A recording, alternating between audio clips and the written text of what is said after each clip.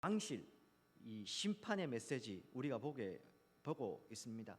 특별히 지난 시간에도 좀 설명을 드렸는데 우리가 지금 오늘도 읽은 이 본문을 이해하기 위해서는 요시야 왕 이후에, 요시야 왕이 전사한 이후에 이어지는 네 명의 왕들의 이 상황들, 운명, 이런 것들을 우리가 좀 선지식으로 알고 있으면 본문을 이해하는데 도움이 많이 될 겁니다. 지난 시간에 설명을 드렸습니다. 다시 간략하게 좀 정리를 하고 넘어가면, 이 쇠락해가 된 남유다 왕국에 요시야라는 인물이 만 8세에 즉위를 해서 이 종교개혁을 16세부터 진행을 하게 됩니다. 뭔가 왕국이 새로운 기운이 막 일어나고 있던 찰나에 이 요시야 왕은 무깃도에서 애굽의 왕이었던 느고와 전쟁을 벌이다가 전사를 하게 됩니다. 그리고 이 요시야의 뒤를 이어서 이 여호아스, 여호야김, 여호야긴, 시드기야까지 네 명의 왕들이 일어납니다. 그 중에 세 명은 요시야의 아들들이었습니다. 근데 안타깝게도 이 여호아스, 그다음 여호야김, 여호야긴, 시드기야까지 이어지는 이 네 명의 왕들은 아버지 혹은 할아버지 요시야의 길을 따라가지 않고 오히려 열방을 의지하고 우상을 숭배하는, 하나님 보시기에 악했다라는 평가를 받는 그런 길을 가게 됩니다. 특별히 우리는 지난 시간에 이 네 명의 왕들 중에서 살룸 여호아스의 다른 이름이었죠. 여호아스는 왕으로 즉위할 때 받는 이름이고, 살룸은 원래 타고나는, 태어날 때 받는 이름이다 말씀을 드렸고요. 그리고 여호아스의 이야기도 살펴보았습니다. 오늘은 읽어보시면 알지만 24절부터 보면 고니야라는 왕이 등장을 합니다. 고니야가 누구냐? 이 고니야는 마찬가지, 살룸과 마찬가지로요, 여호야긴, 그러니까 여호야김 왕의 맏아들이 됩니다. 그 아들이 고니야라고 불립니다. 혹은 여고냐 이렇게도 불리기도 합니다. 그 어린 시절의 이름이고요, 즉위한 다음에는 여호야긴이라고 해서 이름이 불리게 됩니다. 특별히 이 여호야김, 여호야긴이라는 이 두 명의 왕들에게 있었던 이야기들 또 우리가 좀 알아둘 필요가 있습니다. 이 요시야가 전사한 이후에 그의 넷째 아들이었던 여호아스가 왕으로 즉위합니다. 문제는 이 왕으로 즉위하긴 했지만 이 요시야와 전쟁을 벌였던 애굽 왕 바로 느고가 이 가만히 볼 리가 없습니다. 느고가 군대를 다시 정비해 가지고 남유다를 쳐들어와서 여호아스를 3개월 만에 폐위시켜 버리고 그 요시야의 둘째 아들이었던 여호야김을 왕으로 올려놓습니다. 이 여호야김 원래 이름은 엘리야김이었습니다. 그런데 여호야김이라는 이름으로 자기가 바꾸어서 왕으로 세워놓고 이제 조정하게 되는 것이죠. 여호야김이 나라를 다스리는 와중에요, 한참 이제 일어나고 있는 이 세력을 막 더해가고 있는 이 왕국이 하나 있었습니다. 신 바벨로니아, 우리 바벨론으로 알고 있는 바벨론 왕국이었습니다. 그들이 흥황하는 모습을 보면서 이 애굽에게 계속해서 이 조공도 바치고 뭔가 이렇게 꾹 눌려 있는 속국 아닙니까? 전쟁에 졌으니까요. 그런 상황에서 뭔가 정치적인 활로를 모색하기 위해서 이 여호야김이 바벨론을 의지합니다. 그래서 바벨론에게 봉신 관계를 맺고 바벨론에게도 조공을 바치면서 도움을 계속 구하게 됩니다. 그런데요, 이 와중에 바벨론과 애굽이, 특별히 바벨론의 느부갓네살이 애굽과 전쟁을 벌이는데 처음에는 이 전쟁에서 느부갓네살이 집니다. 전쟁에 지는 바벨론의 모습을 보고선 여호야김이 실망을 하는 거죠. 바벨론 의지할 게 아니구나. 그러면서 바벨론과 3년간 봉신 관계를 맺었다가 그걸 끊어버립니다. 그래서 갑자기 끊어버리니까요, 바벨론 왕이 화가 날 거 아닙니까? 느부갓네살이 그래서 군대를 다시 이 애굽에 패하긴 했지만 다시 군대를 수습해가지고 남쪽 유다를 쳐들어옵니다. 그게 바벨론의 1차, 2차 침공이었습니다. 이 전쟁에서 여호야김이 지게 되고요, 이 느부갓네살이 여호야김을 포로로 사로잡아 갑니다. 왕이 없을 수는 없으니까 그래서 여호야김의 맏아들이었던 여호야김이 이제 왕으로 즉위를 합니다. 근데 이번에는 바벨론 왕 느부갓네살이 이걸 계속 볼 수 없잖아요. 자기가 세운 왕이 아니니까요. 다시 쳐들어옵니다. 3차 침공을 거쳐서 이 여호야긴 폐위시켜 버립니다. 즉위한 지 역시나 3개월 만에 폐위시켜 버리고 요시야의 셋째 아들이었던 시드기야를 마따니아라고 하는데요. 시드기야를 왕으로 세우는 일이 벌어집니다. 왕들의 이름도 어렵고 막 복잡하다, 그죠? 예, 뭐 모르셔도 됩니다. 그냥 굉장히 혼란스러운 상황들이 계속해서 일어나고 있었다는 겁니다. 유다라는 나라는 그대로 있는데 그 둘러싸고 있는 남쪽의 애굽과 저 동북쪽의 바벨론, 그 위쪽에 막 이 아수르 이런 나라들이 얽히고 설켜가지고 이 작은 나라에 서로 패권 다툼을 하고 있었던 겁니다. 그 틈바구니에 왕들이 어떻게든 한번 살아보려고 하는데, 진짜로 성도가 살려면, 하나님의 백성이 살려면 하나님을 붙잡고 하나님을 믿어야 되는데, 하나님보다 세상이 더 커 보이고 좋아 보였던 게죠. 세상 왕들의 힘이 더 커 보였던 겁니다. 그럴 수밖에 없죠. 아무리 기도해도 하나님은 안 보입니다. 눈앞에 하나님은 안 보입니다. 그러나 세상 왕들의 힘은 보입니다. 그들이 거느리고 있는 어마어마한 군대, 눈앞에 펼쳐져 있는 그들의 문명, 힘은 눈앞에 보이는 거거든요. 거기에 굴복해서 그들의 협력했다가 혹은 반대로 그들을 좀 배신했다가 하는 와중에 좀 전에 막 말씀드렸던 대로 여호야긴, 시드기야 막 왔다 갔다 하면서 이런 일들이 벌어진 겁니다. 안타까운 이 남쪽 유다의 마지막 역사였던 겁니다. 그러다가 시드기야 왕 11년에 남쪽 유다는 완전히 멸망하게 됩니다.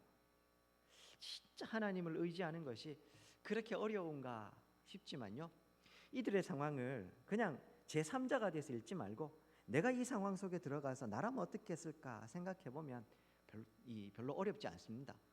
나도 별로 다르지 않거든요. 우리 눈앞에 펼쳐져 있는 세상은 힘이 셉니다. 돈 좋습니다. 그렇지 않습니까? 좋은 차, 좋은 집, 백화점, 호텔 가보면 의리의리한 것들, 우리의 마음을 빼앗기 충분합니다.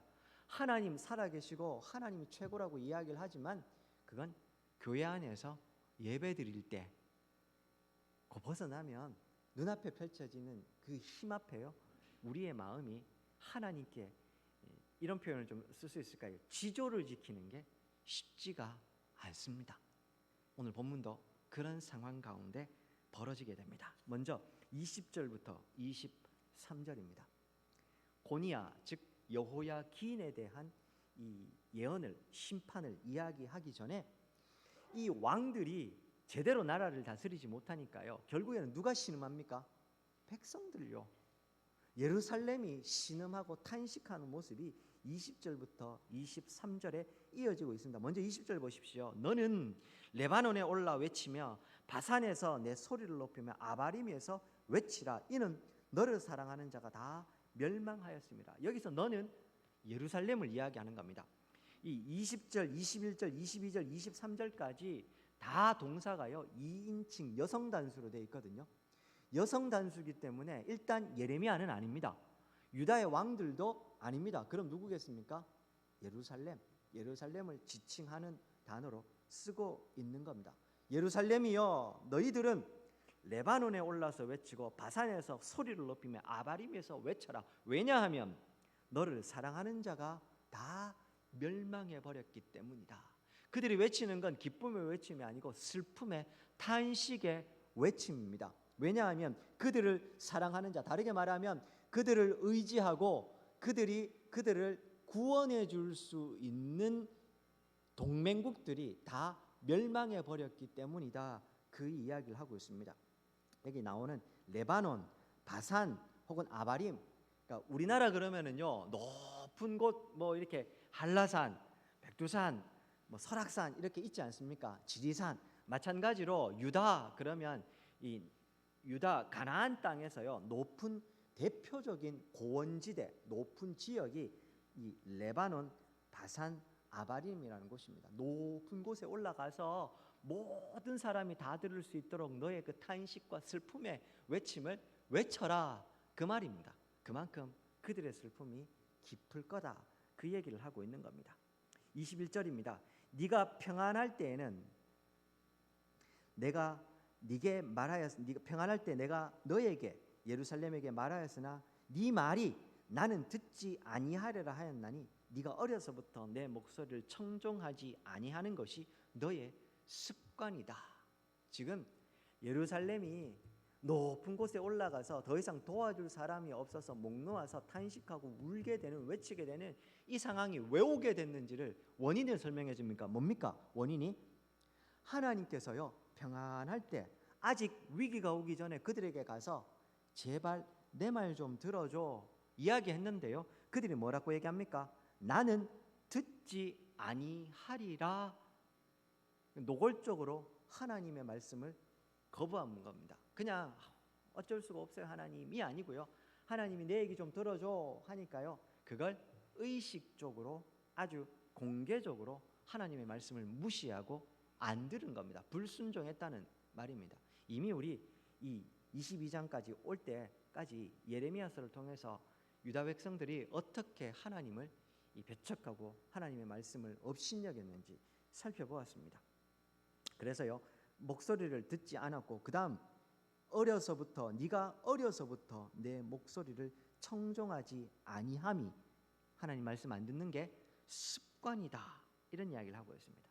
그들이 하나님의 말씀을 안 듣고 불순종하는 것은 어제 오늘의 이야기가 아니라 어린 시절부터, 옛날부터 그들에게 계속해서 있어 왔던 일, 그래서 이건 어떻게 됐다고요? 습관처럼 되어버렸다, 그렇게 이야기를 합니다. 우리 보통 습관이라고 부르는 일들은요, 내가 굳이 의식하거나 인지하고 내가 요거 해야지 하지 않아도 습관처럼 하는 행동은 그냥 할 수 있습니다. 무의식 중에 할 수 있죠. 그렇지 않습니까? 근데 우리가 하는 습관이 말 그대로 습관이 되기 위해서는 어느 정도로 우리가 그 일을 해야 습관이 됩니까? 반복적으로, 지속적으로 계속해서 우리가 해야지만 몸이 그것을 기억해야 그게 습관이 되는 겁니다. 그렇지 않습니까? 근데요, 오늘 보면 다시 보십시오. 21절. 하나님의 말씀을 청종하지 않는 것이 그들에게 습관처럼 되어버린 겁니다. 하나님의 말씀에 불순종하는 그들의 태도 자체가 이게 몸에 배어서 그냥 익숙해져서, 내가 이번에는 말씀 듣기 싫은데가 아니고 그냥 하나님의 말씀 듣는 거야. 그걸 듣자마자 불순종하는 게 그들에겐 그냥 자연스러운, 더 이상 그것은 거리끼는 것도 없는 행동이 되어버린 겁니다. 얼마나 하나님의 말씀을 우습게 여기고 무시했으면 이렇게 될까요? 더군다나 이거 하나님의 백성이라 일컬음 받는 유다 민족을 향해서 하나님이 말씀하시는 겁니다. 아마 그들도 처음부터 이러지는 않았을 겁니다. 하나님께서 말씀하시면, 선지자를 보내서 말씀하시면 고민하고 갈등도 했을 겁니다. 그 말씀대로 살아야 되는데 하고 노력도 했을 겁니다. 문제는요, 현실이 뜻대로 안 되는 거거든요. 하나님이 내게 말씀하셔서 그래, 이게 말씀이지. 근데 정작 돌아서서 세상을 나가보면 높이 솟아있는 건물도, 세상의 권력자들도, 힘 있는 사람들 보고 있으면요, 제가 자주 쓰는 표현 있죠. 남자들 군대 가면요, 하나님은 저 철책선 넘어 계시고요, 고참의 주먹은 코앞에 있습니다. 내가 밤마다 불려나가서 두드려 맞을 때 하나님께서는 어디에도 안 계세요. 그런 현실 매일매일 겪다 보면요, 하나님이 진짜 계신가 싶어요. 유다 백성들 마찬가지입니다. 오랫동안 하나님의 말씀에 고민하고 갈등도 했을 겁니다. 근데요, 하루 이틀 현실에 무릎 꿇고 그래 어쩔 수 없어 하다가요, 어느 순간 그들에게 더 이상 하나님의 말씀을 고민하는 것도 사라져 버린 겁니다. 어차피 안 되는 거 고민해봐야 뭐하노, 이렇게 돼버린 것이죠. 습관처럼 그들에게 하나님의 말씀을 듣지 않고 불순종하는 게 그들의 삶에 그냥 굳어버린 겁니다. 무서운 말인 겁니다. 습관이 되어버렸다. 습관이 행동이 되면 이 행동은 의식하지 않아도 무의식적으로, 다르게 말하면 이스라엘 백성들이 하나님의 말씀에 불순종할 때 그들에게 죄책감은 하나도 없었다는 이야기입니다. 하나님의 백성이 하나님의 말을 안 듣는데 죄책감이 없습니다. 성도들이 하나님의 말씀 정반대로 죄 짓는 일에 죄책감 없이 죄를 마음대로 짓는 것과 똑같은 겁니다. 사랑하는 여러분, 이게 왜 무서운 말입니까? 죄의 삭은 뭡니까? 사망. 죄를 죄책감 없이 무의식적으로 짓는다는 말은 사망을 향해서 브레이크 없이 달려가고 있다는 말입니다. 죄의 속성이 사실은 이런 겁니다. 자막입니다. 야고보서 1장 15절에 보면 죄를 성경은 이렇게 이야기를 합니다. 욕심이 잉태한즉 죄를 낳고 죄가 장성한즉 사망을 낳느니라. 욕심이 없는 사람은 없습니다. 우리는 다 타락한 아담의 후손들이고 우리 속에 죄의 속성이 남아 있어서 우리는 아직은 이 거룩을 향해 성화되어 가는 존재지 영화롭게 된 존재들이 아니거든요. 욕심이 남아 있을 수 있습니다. 제가 늘 말씀드리죠. 욕심 부리고 누군가를 미워하는 것 그것 자체가 나쁜 게 아니라 그 마음을 오랫동안 품고 하나님의 말씀에도 불구하고 그 말씀을 돌이키지 않는 게 그게 문제라고요. 욕심이 있는 게 문제가 아닌데 욕심이 뭐한즉요? 잉태한즉 욕심을 품고 있는 겁니다. 내게 욕심이 일어날 때 이 욕심을 흘려보내야 되는데 이걸 잉태하고 있는 겁니다. 그래서 그 욕심이 어떻게 됩니까? 죄를 낳습니다. 욕심을 내가 품고 있다가 이것이 점점점 자라서 죄로 태어나는 겁니다. 모양으로 되는 것이죠. 그리고요 그 죄도 어떻게 합니까? 장성합니다. 점점 자라가서 사망으로 낳는다. 성경은 우리에게 그렇게 가르쳐주고 있습니다. 죄가 생명력이 있다는 말입니다. 아유 나는 목사님 저는 지금은 이렇게 살지만 마음만 먹으면 언제든지 돌아설 수 있어요. 죄를 너무 쉽게 생각한 겁니다. 죄는 그 자체로 생명력이 있습니다. 그걸 품고 있으면 그게 우리를 삼키는 날이 온다고 이야기합니다. 파괴시키는 것이죠. 그래서 히브리서 기자는 우리에게 죄에 대해서 피 흘리기까지 죄와 대항하라, 싸우라 라고 권면하고 있는 겁니다. 유다 백성들이 그랬습니다. 습관처럼 그들에게 이 불순종의 모습이 남아 있었고 드디어 그 불순종은 그들을 파멸로 몰고 가고 있습니다. 22절 보십시오. 내 목자들은 다 바람에 삼켜질 것이요 너를 사랑하는 자들은 사로잡혀 가리니 그때에 네가 반드시 네 모든 악 때문에 수치와 욕을 당하리라. 습관처럼 저지른 죄 때문에 그들은 드디어 바람에 삼켜진다는 것. 제가 성경에서 특별히 예언서에서 바람이라는 게 나오면 하나님께서 그들을 심판하시는 것 모습으로 생각하시면 된다고 했죠. 이 바람으로 목자들을 삼켜버립니다. 그들을 사랑하는 자를 다 사로잡아 갑니다. 그것 때문에 그들이 수치와 악을 욕을 당하게 됩니다. 23절 보십시오. 레바논에 살면서 백향목에 깃들이는 자여. 백향목에 깃들이는 자 어디서 보셨습니까? 지난 시간에 여호야김 왕이 왕으로 즉위한 다음에 나라가 지금 이 느고에게 조공을 바치고 나서 나라 살림이 지금 없는데도 불구하고 왕궁을 호사스럽게 지으면서 백향목으로 지었었습니다. 그걸 지금 빗대어서 이야기를 하는 겁니다. 레바논에 살면서 백향목에 깃들이는 자여 여인이 해산하는 고통 같은 고통이 너에게 임할 때 너의 가련함이 얼마나 심하랴. 여인이 해산하는 순간이 되면요 아이를 놓을 때 되면 모든 신경이 거기 집중이 되는데 외부에 오는 위협이나 외부의 어떤 환경에 반응할 수 있습니까? 없습니다. 해산하는 순간이 되면 가장 무기력하고 아무것도 할 수 없는 힘쓸 수 없는 순간이 됩니다. 유다가 하나님의 심판이 닥쳤을 때 그렇게 될 거라고 하나님이 이야기를 하시는 겁니다. 마치 해산하는 여인이 아무런 손도 못 써보고 그냥 당하는 것처럼 너희들도 하나님의 심판을 받게 될 것이다. 그렇게 이야기를 합니다. 절망적인 이 유다 백성들의 이 운명이 선포되고 있는 겁니다. 보이지 않는 하나님 대신에요 보이는 것, 군사력, 정치 이런 것들을 의지했던 유다 왕국의 결말이 사실은 이런 겁니다. 응분의 대가를 치르고 있는 것이죠. 사랑하는 여러분, 이게 유다에게만 해당되는 내용이 아닙니다. 오늘 우리에게도 해당이 됩니다. 하나님의 백성이 하나님을 떠나는 순간, 성도가 하나님의 말씀에서 벗어나는 순간 하나님의 말씀에 불순종하는 삶, 결국 이런 심판밖에 있을 수 없습니다. 목사님, 주일날 가뜩이나 한 주 동안 힘들었는데 왜 주일날 맨날 이런 심판의 메시지만 제가 들어야 됩니까?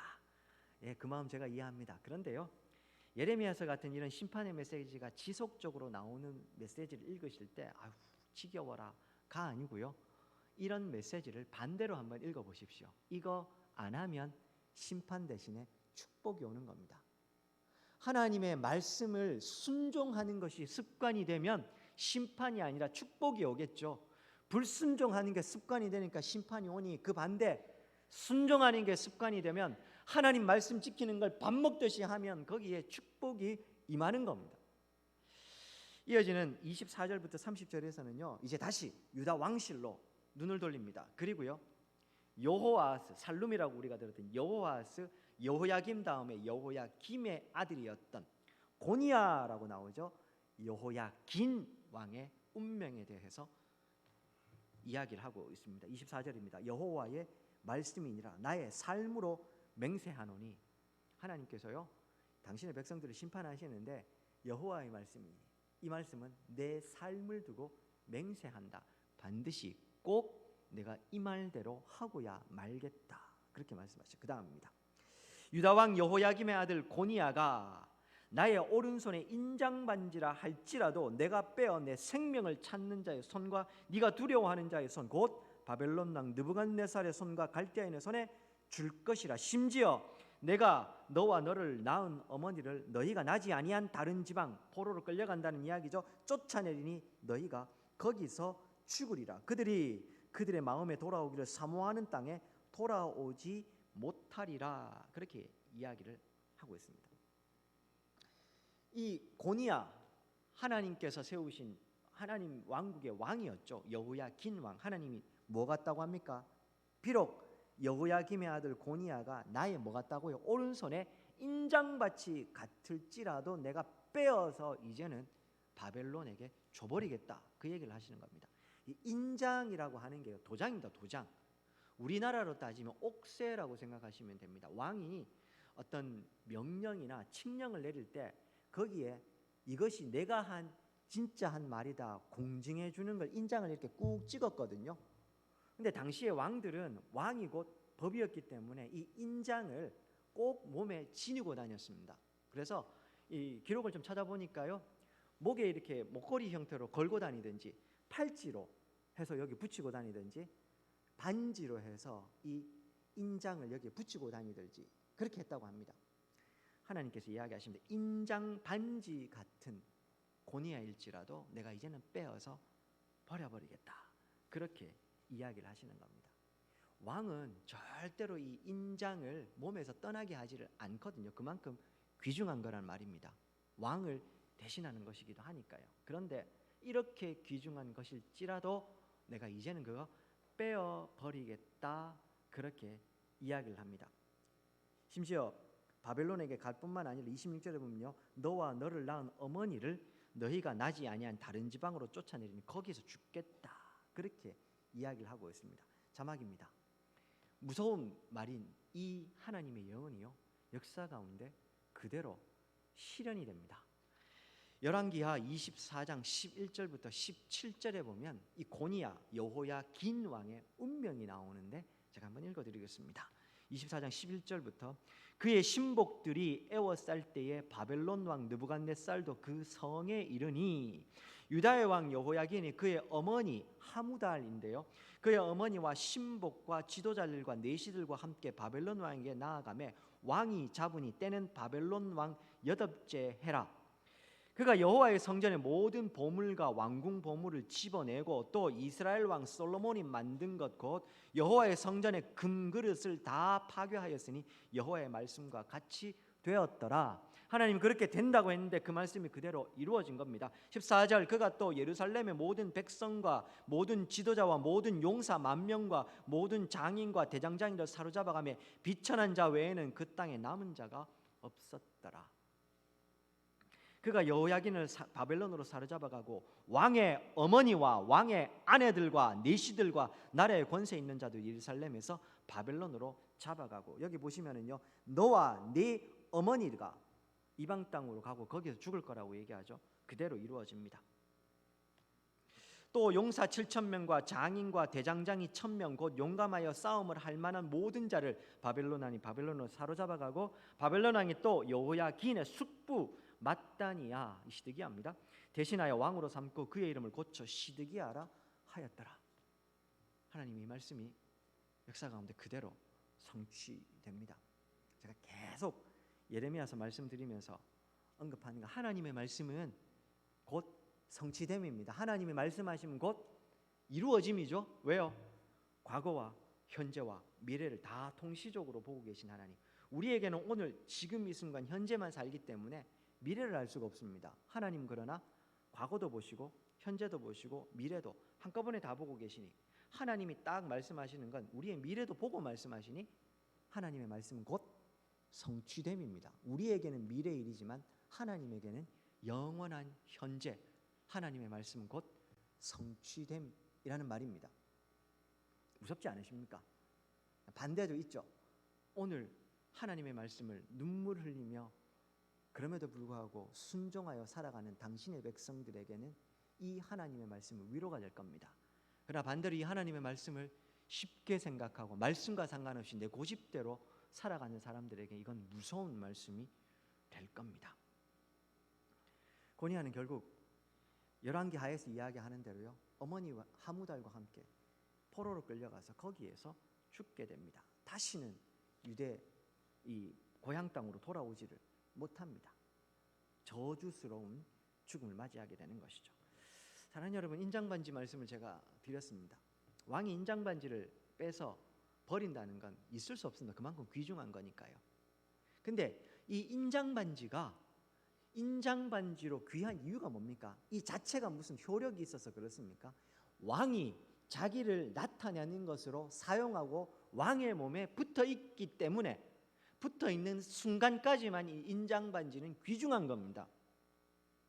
이걸 빼어버리고 왕이 다른 반지를 만들어서 끼면 이 빼어놓은 반지는 아무것도 아닌, 그냥 사람들의 발에 툭툭 치이는 뭐 아무것도 아닌 것이 될 뿐인 겁니다. 하나님의 백성들이 하나님께서 자기들과 함께 하시고 복 주신다는 이야기를 들을 때 그런 마음으로 들어야 되는 겁니다. 예루살렘이 특별한 것은 성전이 있어서가 아니고 하나님이 그들과 함께 하고 계셨기 때문에 특별한 겁니다. 유다 왕국이 축복을 누렸던 것은 성전이 있어서가 아니고 하나님이 그들을 지키시고 보호하시고 그들에게 복 주셔서 그런 겁니다. 근데 하나님의 말씀은 안 듣고 성전이 있다는 이유로, 우리는 하나님의 백성이라는 이유로 그들이 교만한다면 그것이야말로 있을 수 없는 겁니다. 오늘 교회가 교회다워지는 유일한 이유는 교회이기 때문이 아니고 하나님이 오늘 이 교회 가운데 함께하고 계시고 우리가 하나님의 말씀대로 살아갈 때에야 그제서야 교회가 교회다운 모습으로 세워지게 되고 교회의 존귀함과 영광스러움이 드러나게 되는 겁니다. 이거 우리 자꾸 착각하면 안 돼요. 참된 경건의 능력을 상실한 교회들이 그래서 하는 일이 뭔지 아십니까? 우리 교회에 힘 있는 누가 있다, 우리 교회에는 돈이 이렇게 있다, 그리고 교회 숫자 이런 것들로 세상이 하는 방식과 똑같이 이 영향력을 행사하려고 하는 겁니다.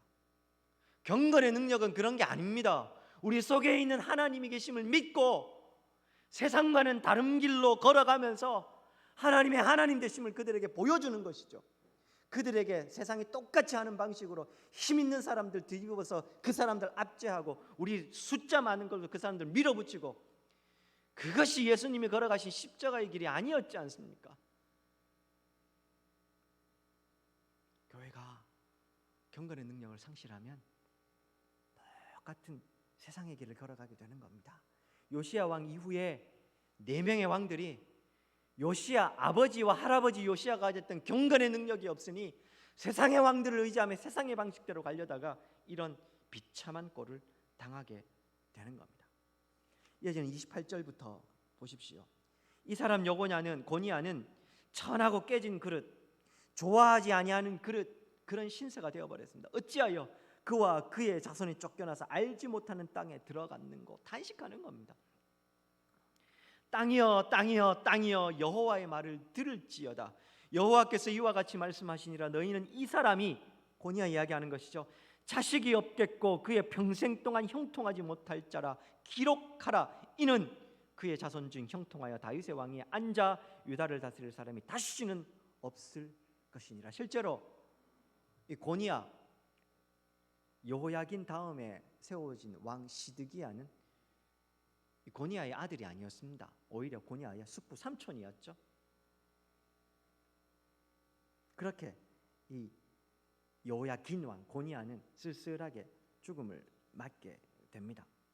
특별히 29절 보십시오. 하나님의 이 답답한 마음이 보이셔야 됩니다. 땅이여 땅이여 땅이여, 하나님께서 여호와의 말을 들으라 이러면서요 3번이나 땅을 부르고 있어요. 왜 그럴까요? 3번을 부른다는 건 성경에서 다 그렇게 되는 건 아니지만 문맥상 해석을 했을 때 보통 3번 이렇게 부르면 3, 하나님의 숫자, 이 일은 반드시 이루겠다는 하나님으로부터 이루어지는 일이다라는 걸 드러낼 때 보통 3번 이렇게 부릅니다. 삼위일체 하나님의 숫자라고 보통 이야기하죠. 그런 의미를 보통 지닙니다. 다 그런 건 아닙니다. 문맥에 따라서 그렇다는 말입니다. 오늘 본문은 그렇습니다. 하나님께서 이 이스라엘 백성들 심판을 반드시 하시겠다는 걸 드립니다. 또 하나, 유다 백성들이 어떻게 하나님을 불순종하고 그들이 어떻게 정의를 버리고 악하게 살았는지는 누가 압니까? 그들이 발딛고 살았던 이 땅이 압니다. 하나님이 그래서요 이 땅을 하나님의 법정에서 유다 백성들 고발할 때 증인으로 부르고 계시는 겁니다. 땅이여 땅이여 땅이여 3번 부르죠. 2인 이상의 증인을 불러야 되니까요 법정에 땅을 증인으로 불러 올려서 너희들은 누구보다 그 땅을 발딛고 살아갔던 유다 백성들이 내게 불순종한 걸 그대로 다 받지 않느냐, 그들을 하나님이 증인으로 지금 세워서 고발하고 계시는 겁니다. 얼마나 답답하면요, 반대로 이야기하면 유다 백성들은 습관처럼 죄를 저질렀기 때문에 이게 죄인지도 몰랐고 하나님이 왜 이렇게 자기들을 혼내고 계신지 이해를 못한 것입니다. 30절에서 여호와께서 말씀하십니다. 너희는 이 사람이 자식이 없겠고 그의 평생 동안 형통하지 못할 자라 기록하라. 그렇게 이야기합니다. 무슨 말이냐 하면요, 이 고니아가 이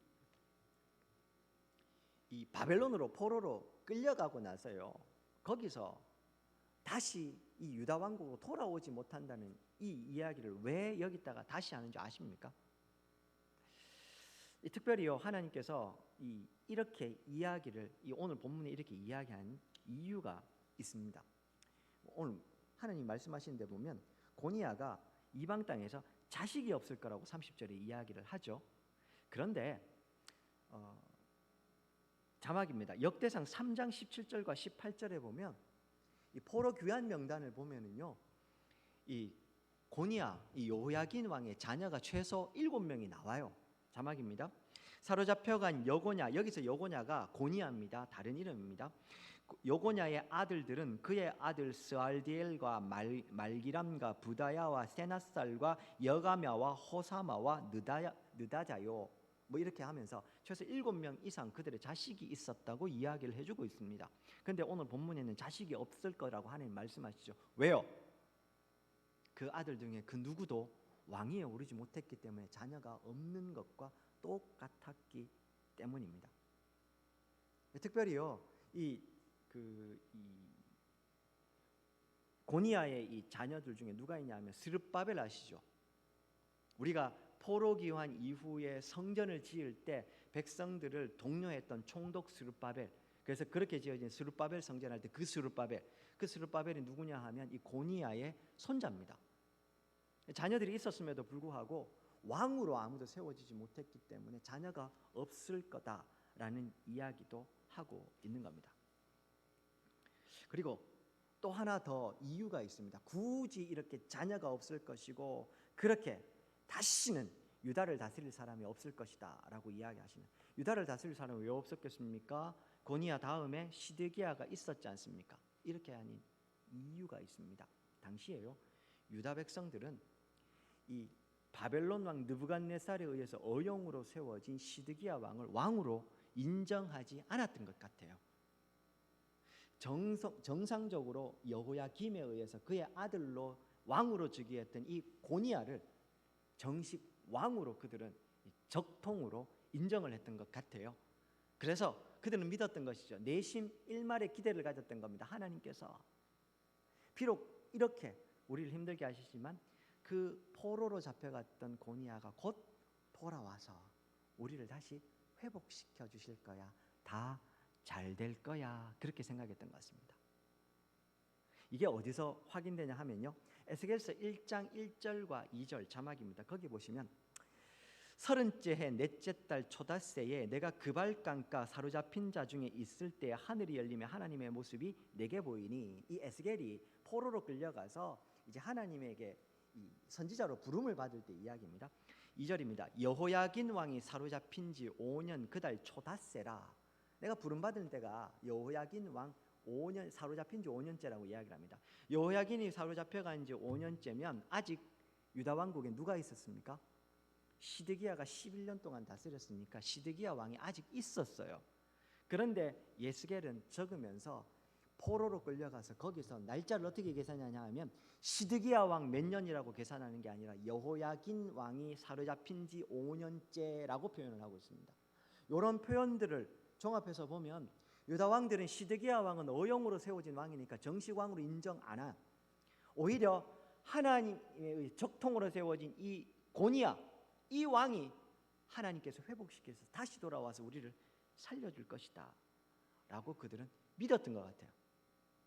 하나님은 그들에게 오늘 30절 말씀을 통해서 틀렸다, 그들이 일말 가지고 있었던 희망까지도 하나님은 산산이 다 부숴버리시는 겁니다. 그런 일은 절대로 일어나지 않는다. 다시 말하면 유다 백성들은 자기들이 얼마나 지금 심각한 죄에 빠져서 살아가고 있는지 그들은 제대로 인식하지 못했던 겁니다. 이유가 뭐겠습니까? 습관처럼 죄를 저지르니까요. 죄책감이 없으니까요. 그들이 죄 가운데 빠져 있다는 사실도 모르고 죄를 지었으니 왜 이렇게 하나님이 화내시는지도 이해를 못했던 겁니다. 그러나 하나님은 그들에게 더 이상 뒤는 없다, 절망의 선언을 그들에게 오늘 본문에서 내리고 있는 것입니다. 사랑하는 여러분, 우리가 얼마나 영적으로 하나님 앞에서 심각한 상태인지를 제대로 깨닫는 것부터 우리의 신앙은 시작이 됩니다. 참된 회개는 거기에서부터 시작이 되거든요. 다르게 이야기를 하면 어두워서 침침하게 잘 안 보이는 곳에 햇볕이 비치면 밝히 드러나서 그게 뭐가 있는지 다 보이죠. 죄투성이인 내 인생에 하나님의 은총의 빛이 제대로 비치면 내가 얼마나 죄인인지 알게 됩니다. 그걸 알게 되면 하나님 앞에 애통해하지 않을 수가 없습니다. 그것이 회개라고 말하는 겁니다. 우리가 이 땅을 살아가는 동안에 내가 예수 그리스도를 구주로 믿고 따라간다고 이야기를 하면서 한 번도 하나님 앞에 밤새워서 내 죄의 문제, 내 존재의 문제를 붙잡고 울어보지 않았다면 내가 진짜 구원받은 인생인지, 하나님의 은총의 빛이 나한테 정말로 비추어진 적이 있는지 고민해 보아야 합니다. 다 축복만 이야기를 하지 우리가 어떤 존재인지는 아무도 얘기해 주질 않아요. 우리는 뼛속까지 죄인이고 뼛속까지 이기적인 인생들입니다. 죄가 우리에게 그렇게 심각하게 영향을 미치고 있음을 알아야 하는 겁니다. 하나님의 은총의 빛 가운데로 나아가야 합니다. 그래서 내가 어떤 존재인지 밝히 보고 하나님 앞에 울어야 합니다. 목사님, 축복만 이야기해도 바빠 죽겠는데 왜 자꾸 그런 이야기를 합니까? 참된 축복의 시작이 내가 내 절망적인 존재를 보면서 우는 것에서부터 시작되기 때문에 그런 겁니다. 오늘 유다 백성들이 습관처럼 죄를 저지르고 있었으니 그들은 그들의 죄가 얼마나 심각한지 몰랐던 겁니다. 다시 말씀드리지만 이렇게 하나님이 그들에게 절망을 선언하고 있는 순간에도 유다 백성들은 여전히 성전에서 하나님 앞에 제사 드리고 있었습니다. 여전히 그들은 절기를 지키고 있었고 여전히 그들은 하나님을 믿는 선민이라고 생각한 겁니다. 오늘 이것이 과연 유다 백성들만의 이야기라고 말할 수 있습니까? 오늘 우리들의 모습을 좀 돌아보아야 할 것입니다. 그래서요, 교회다움을 회복하면 좋겠습니다. 성도의 존귀함, 교회의 영광스러움에 대해서 우리가 좀 알았으면 합니다. 높은 위치에 세상적으로 올라가고 더 많아지고 그게 성도의 존귀함이 아닙니다. 그런 것과 상관없이 성도는 하나님의 자녀로 존귀한 존재들이고 교회는 영광스러운 겁니다. 근데 교회가 참된 경건의 능력을 잃어버리니 성도의 존귀함도 세상적 지위에서 찾으려고 합니다. 교회의 영광스러움도 큰 건물과 번쩍번쩍하는 교세에서 찾으려고 하는 겁니다. 그렇지 않습니다. 성도가 한 명밖에 없는, 몇 명 없는 교회일지라도 참되게 하나님의 말씀 가운데 반응하고 살아가고 있는 하나님의 백성이 있다면 거기야말로 참된 교회의 영광이 있는 곳이고 하나님의 백성의 존귀함이 있는 곳인 겁니다. 이 두 가지를 헷갈려 버리면 안 됩니다. 유다 백성들이 그걸 헷갈리고 황금으로 칠해진 성전을 보면서 우리는 괜찮다고 믿으면서 습관처럼 죄를 저지르니 하나님은 그들에게 말하는 겁니다. 너희들에게 자비는 없다. 다시는 너희들에게 회복이 없을 것이다. 말라기의 표현으로 하면 너희 중에 저 성전문을 닫을 자가 있었으면 좋겠다. 나는 더 이상 너희들이 드리는 그 예배를 받기 싫다. 하나님 그리고 400년 동안 성전문 닫아버리십니다. 끔찍한 역사가 일어났던 것이죠. 말씀을 맺겠습니다. 오늘 이 말씀을 가지고 좀 진지하게 우리의 삶을 좀 돌아보면 좋겠습니다. 특별히요, 오늘 본문에 보면 재미있는 언어 유희가 몇 군데가 나옵니다. 먼저 22절 한번 보시겠습니까? 네 목자들은 다 바람에 삼켜질 것이고 너를 사랑하는 자들은 사로잡혀 가리니 그때 네가 반드시 모든 악 때문에 수치와 욕을 당하리라 라는 말이 나오죠. 이 목자들이라는 말이요 히브리어로 로에입니다. 근데 악은요 라아입니다. 근데 로에 라아 그러면 우리말로는 분명히 다르죠. 근데요 이게 히브리어로는 자음의 형태가 똑같습니다. 발음만 다를 뿐이죠. 이 무슨 이야기를 하는 거냐 하면요, 로에 라아라고 해서요 언어 유희를 통해서 로에가 뭐라고요? 목자, 라아가요 악. 지금 유다 백성들이 이렇게 악한 상태가 된 것의 핵심에 목자, 지도자들이 있다는 이야기를 하는 겁니다. 지도자들이 정신 차리지 않으면 앞장선 이들이 정신 차리지 않았기 때문에 유다가 이 지경이 돼버린 겁니다. 오늘 저를 포함한 교회의 앞장선 이들이 교훈으로 받아야 할 이야기입니다. 그리고 또 하나, 지난 시간에 이 유다 왕실이 심판을 받는 가장 큰 이유가 뭐였습니까? 정의롭게 판결하지 않고 정의를 잃어버린 겁니다. 그렇죠? 체다크라고 제가 말씀을 드렸습니다. 정의, 여기서 말하는 정의는 세상적 정의가 아니라고 말씀드렸죠. 하나님의 뜻이 온전히 실현되어 있는 상태가 정의라고, 체다크라고 말씀을 드렸습니다. 그 체다크가 없어서 유다 백성들을 이 심판을 받습니다. 그런데 20절에 보시면 너는 레바논, 바산, 아라민에 올라가서 외쳐라 이렇게 이야기할 때 이 외치다라는 동사가요 자아크라는 동사입니다. 체다크, 자아크라고 해서 또 발음도 유사하고 단어의 형태도 유사합니다. 요 이야기를 통해서도 하나님이 이야기하시는 것이죠. 하나님의 백성들에게 정의가 사라지면 그들은 이 슬픔으로 탄식하고 외치게 될 것이다 라는 이야기를 하는 겁니다. 하나님의 백성이 하나님의 정의를 이루고 살아가는 것은 굉장히 중요합니다. 하나님은 그것으로, 그 정의로운 삶으로 그들의 삶을 판단하게 될 것입니다. 유다 왕실을 그걸로 하나님 판단하신 것처럼 오늘 우리에게도 하나님의 뜻이 온전히 이루어진 상태, 체다크라는 그 정의롭지 못함, 정의로움을 우리들 삶을 비추어 보는 거울로 삼으실 겁니다. 그 정의가 우리의 삶에 사라지면 우리도 유다 백성들처럼 자크 외치며 탄식할 수밖에 없을 것입니다. 말씀을 맺겠습니다. 사랑하는 여러분, 아무리 인장반지 하나님 앞에 귀중한 존재일지라도 체다크 정의를 잃어버리면 하나님은 자크 탄식하고 외치게 만들어 버리십니다. 그리고 유다 백성들이 이 지경이 된 그 한가운데는 로에 유다의 지도자들, 목자들이 있었습니다. 그들이 백성들을 악하게 만들었던 것의 핵심이었죠. 오늘 저를 포함한 교회 앞장선 이들이 진지하게 고민해 보아야 될 말씀이며, 확장을 넓혀보면, 확장해보면 이 군위 지역 가운데 우리 군위 장로교회가 하나님 앞에 어떤 모습으로 서야 할지 다시 좀 생각해 보아야 될 문제인 것 같습니다. 바라고 소망하기는, 그런 의미에서 우리 교회가요, 좀 이 하나님의 정의를 우리가 진지하게 고민하고 이 정의를 온전히 최소한 이 교회 안에서만이라도 실현시켜 나가려고 노력하고 몸부림치는 우리 교회가 되면 좋겠습니다. 그것이 축복의 길로 가는 시작이 될 겁니다.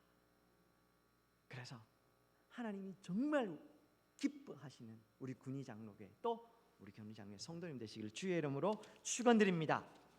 말씀을 생각하시면서